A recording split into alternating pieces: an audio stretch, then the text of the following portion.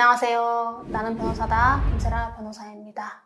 여러분, 이제 형법전에 나오는 제3범죄는 절도, 강도, 사기, 공갈, 횡령, 배임, 작물, 손괴, 권리행사방해 이렇게 이제 9개 정도의 카테고리로 나눠지거든요. 물론 이제 그 각 별로 개별 범죄도 있지만 전체적으로 이 정도 틀이에요. 근데 이 많은 제3범죄를 어떻게 분류하느냐에 따라서 여러 가지 분류가 나올 수 있는데, 보호법익을 기준으로 분류를 하게 되면 소유권을 보호법익으로 하는 범죄, 재산권을 보호법익으로 하는 범죄, 소유권 이외의 물건과 채권을 보호법익으로 하는 범죄로 나눠지는데, 소유권 이외의 물건과 채권을 보호법익으로 하는 범죄가 바로 권리행사방해죄예요.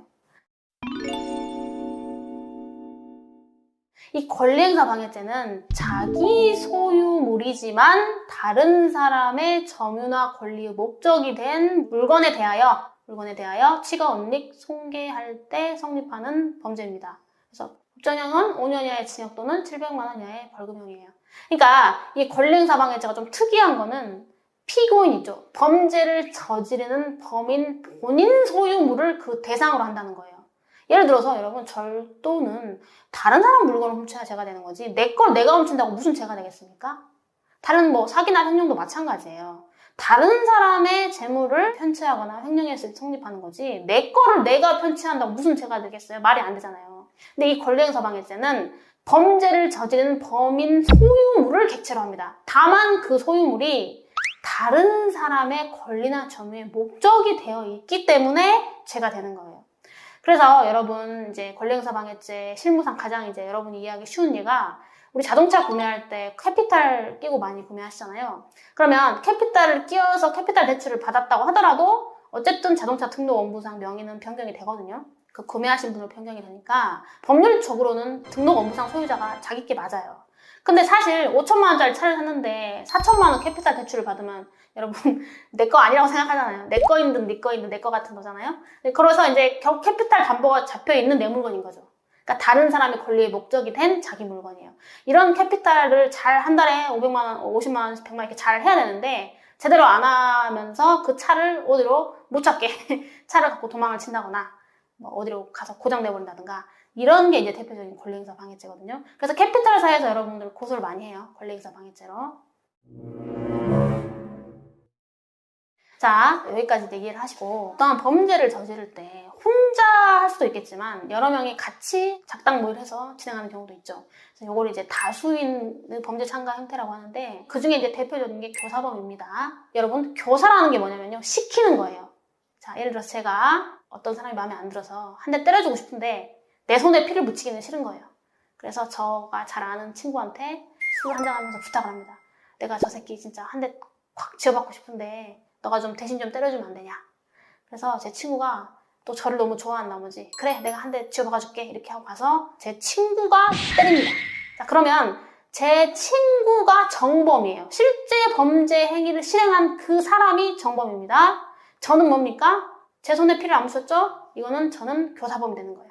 그래서 이 교사범은 정범의 존재를 당연한 전제로 하고, 이 정범은 고의범이어야 되고 구성요건에 해당하고 위법한 범죄 행위의 실행에 착수해 나아가야만 합니다. 그래야 교사범이 성립할 수 있고 교사행위라는 게 법적으로 의미가 있어지는 거예요. 이제 여기서 대법원 판례가 하나 나옵니다. 이 A씨가 서울에 이제 5층짜리 건물의 건축주였어요. 건축주였는데 건축하는데 땅 사는 비용이나 이런 가지 비용이 부족했던 모양이에요. 그래서 지인이었던 갑씨한테 돈을 좀 빌립니다. 필요한 돈이 있는데 좀 빌려달라. 대신 2달 정도 그냥 여기 건물에 좀 너가 살아라, 이렇게 해준 거예요. 돈을 빌려주는 대가로. 그래서 이 갑씨가 자기 아내인 을씨하고 자기 아들인 병씨까지 같이 와서 그 건물의 한켠에서 살림을 차리고 살게 됩니다. 근데 이 주기로 한 날짜까지 이 갑씨가 돈을 안 줘요. 그러니까 이 A씨 입장에서는 이제 쫓아내고 싶은 거예요. 돈도 안 빌려주고 그럼 왜 거기 그렇게 살고 있냐는 거지. 쫓아내고 싶은데 말이 잘 안 통하니까 갑씨의 아들인 병씨한테 찾아가서 그 도어락 있잖아요. 현관 들어가는 도어락의 비밀번호를 바꾸라고 시켜요. 그래서 이 병씨가 그 도어락의 비밀번호를 바꿉니다. 이 도어락의 비밀번호를 바꾸는 행위는 손괴라는 법적인 행위태양에 해당해요. 물건의 효용가치를 침해했기 때문에 이 병씨가 한 행동은 손괴 행위에 해당을 하는데, 과연 이 병씨에게 권리행사 방해죄 정범이 성립되고 그것을 시켜서 하게 만든 이 A씨에게 권리행사 방해 교사범이 성립할 건가가 쟁점이 됐어요. 원심에서는 이 병씨에게 권리행사 방해죄 정범 성립하고 그걸 시켜서 하게 만든, 결의하게 만든 A씨에게는 권리행사 방해 교사범도 성립한다. 유죄다. 유죄 때렸거든요. 근데 대법원에서는 무죄 취지로 파기환송했어요. 그 이유가 뭐냐면 그 도락은 누구 소유입니까? 범죄를 직접 실행하는 정범인 병씨의 소유입니까? 그래야만 권리행사 방해죄가 성립하는 거죠. 권리행사 방해죄 객체는 자기 물건이니까. 근데 아니죠. 이 건물 전체 그리고 그것을 설치한 소유자는 A씨예요. 그러니까 범행을 실행한 정범인 병 입장에서 그 도락은 타인 소유물입니다. 타인 소유물을 손괴한다고 해서 권리행사 방해죄가 될까요? 안 되죠. 그래서 정범이 죄가 안 되는데 교사범이 성립할 수 있느냐? 안 된다는 겁니다. 이제 이게 어려운 말로 제한적 종속 형식이라고 해요. 근데 그 의미를 여러분들이 다 알 필요는 없고 어쨌든 교사범은 공범이고 정범의 존재를 당연한 전제로 하고 정범의 실행행위, 정범의 범죄 성립은 교사범의 성립 요건이 되는 거예요.